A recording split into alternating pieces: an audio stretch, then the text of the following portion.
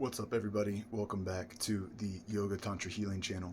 In today's video, we're going to be sharing how to do the Anulom Vilom Pranayama, or the Anulom Vilom Pranayam, whichever way you want to say it. This is the alternate nostril breath, or the alternate nostril breathing in yoga practice. So when it comes to our breath, I just made a video on some of the benefits of breath work, doing pranayama in your daily practices, and the alchemy, the inner alchemy that takes place when we start to breathe, change our breathing patterns. This helps us to increase our moods, increase our energy. Obviously in Kundalini practice, this is the whole point, balancing the left and the right channels and also getting the energy central in Sushumna Nadi. This breath, specifically the Anulom Vilom Pranayama, is going to balance the Ida and the Pingala, or the left and the right, the masculine and feminine energies within the body, the Surya and the Chandra, or the sun and the moon, the solar and lunar energies, again balancing that masculine and feminine energy. So this is also an inner alchemy. Anytime we're balancing our polarities, we're getting our bodies, our minds, our clarity, our central clarity, so that we can experience those heightened states of Kundalini, so we can experience those heightened states of bliss, of conscious awareness, again, Satchitananda, all of these things leading us into deeper yoga through our daily practice, better equilibrium of our being. So always remember that pranayama is a great part, or it's in the eightfold path of the Yoga Sutras, Patanjali's Yoga Sutras, and some of the other more ancient traditions. That's just a great, compartmentalized version. Each of these pranayama is one of the limbs of yoga. So remember in your practice, whether it's conscious breathing, some of the other pranayamas I shared, or this one, you're going to experience some great benefits. And this is probably one of the safer pranayamas. You can practice it every day, so there isn't a whole lot to go into it. But I do want to add that knowing, that jnana, or that jnana, that this is going to balance those two polarities from within you. So if you're feeling out of balance, if you're feeling stressed out, if you're feeling like you need to slow down and tune inward, this is a great breath to balance that. If you're wanting to accelerate the energies, accelerate Kundalini awakening, that's what we have. The Kambaka, or essentially the breath retention, and the Bastrika and the Kapalbhati pranayama. So check out those videos if you're interested in more of an energizing. This is going to be a chakra balancing and harmonizing, getting both channels, again, of Kundalini to balance with the central, again, leading us to more energy up the spine, balancing. So when you're doing this, you want to visualize essentially that energy rising and meeting at the third eye as you breathe in. First, so you can do a few mudras. Let me explain that quick. You can do a few different mudras for this one. You can do Vishnu mudra, you could do the third eye mudra, this third eye mudra, and you could also just use your thumb and your pointer finger. It doesn't have to be perfect, but this is Vishnu mudra, and then you also have the third eye mudra. So each of these offering a little bit different benefits. This one can help you focus on the Ajna chakra, so you can focus on that third eye point. This one is going to balance and give you the benefits of this mudra in there, or you could just, again, plug your nose if that's more comfortable for you. It's not the biggest point of this practice, but those are some of the ways you can vary it and to give you slightly different results. But the main purpose is that you do the practice, so please enjoy and do this practice with us, this Anuloma Viloma Pranayama practice, and we will get even deeper into some of the other parts of yoga as we balance the energies within us. So we're going to do a simple count of 3 seconds in, 3 seconds hold, and 3 seconds out. So if you'll begin this practice with me, we can begin. Going to use the Vishnu mudra, and that is the first finger and the second finger down and the other two up, plugging the right nostril with the thumb of the right hand, or you could use your left if that's more comfortable. But again, that, and then exhaling while this one is closed through the other nostril. So you breathe in, hold for 3 seconds, exhale for 3 seconds, inhale, hold, exhale out the other. And we'll begin that process now. In 3, 2, 1. 3 seconds inhale. Plug the nose for 3 seconds. Exhale out the other nostril for 3 seconds. Inhaling for 3. Closing the nose for 3. Exhaling out the other nostril for 3. As you inhale, feel the energy rising from your root up the spine, centering in the third eye.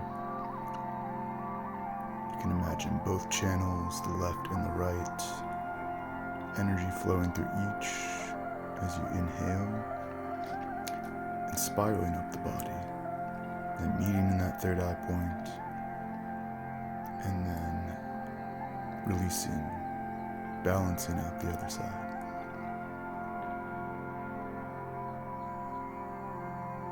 3 seconds inhale, find a comfortable rhythm. 3 seconds hold, 3 seconds exhale. This is going to create equanimity in our breath. It's going to slow down the mind, allowing us to become present and conscious with the energy in our body.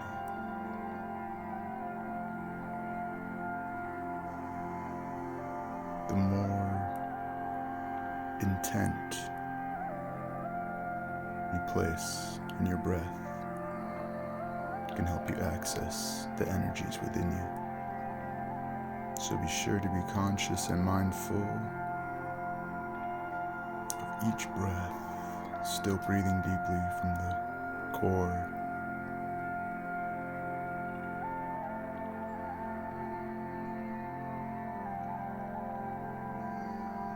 Balancing each point as the energies rise, your chakras will begin to balance. Again, this is the solar and lunar channels. We are balancing the Ida, which is the lunar, and the Pingala, which is the solar channels, or the masculine and feminine, masculine solar, feminine lunar. This is the left and right side of your body, of your brain. And as you do this exercise, you'll notice that these qualities begin to harmonize within you. Your energy's clear.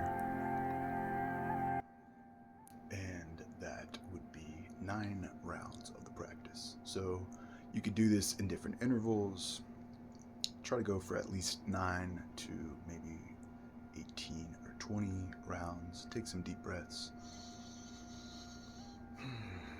Feel that energy rising up your spine. And again, with the different mudras, now I was doing the Vishnu mudra there, which is, and then focusing my eyes as I close them on the point of the nose, so looking down, and that is supposed to activate the pituitary gland more so when you look upwards to the third eye, or you could do the third eye or Shiva mudra. Then you could essentially be guiding the energies there and doing a little Shambhavi, just a light turning the eyes inward to the central point of the third eye, and this can help to access the pineal gland and balance the left and right hemispheres as well. So there's a few ways you can tweak this exercise if you would like to try some different benefits, but you're essentially going to get all the benefits either way. These are just sort of focal awarenesses, pointing the mind at getting the eye to be single again, that body be full of light. If we look at the scriptures, that is like that key meditation. We have to forget what we're seeing outside and tune inwards, get to that single point of awareness. And when we do that, that is when we're accessing the third eye, is we're bringing, or when we're doing that type of meditation, third eye gazing, we're bringing it to that central point and that single point, and bringing our awareness again to that one point. So once we get there, that is when we can enter into meditation, enter into yoga, rather than just a practice or an exercise, getting to live in yoga and learn to just function, more efficiently. So hopefully you enjoy this exercise. Maybe you're feeling a little bit of Kundalini. Maybe if you feel the energies needing to settle, you can always do Shavasana. I should have mentioned that in the other video. If you're getting like an overload of energy, do some Shavasana, 5-10 minutes. Let those energies ground and go to where they need to. Guide your awareness through body meditation, and you can guide your awareness to different parts of the body essentially, and bring that healing energy to where you want it to, or just let it flow naturally. But essentially, that is 9 rounds of Anuloma Vilom Pranayama, and it's a great practice. I try to do some every day. I've used this one for years along with the other exercises and found mostly nothing but benefits.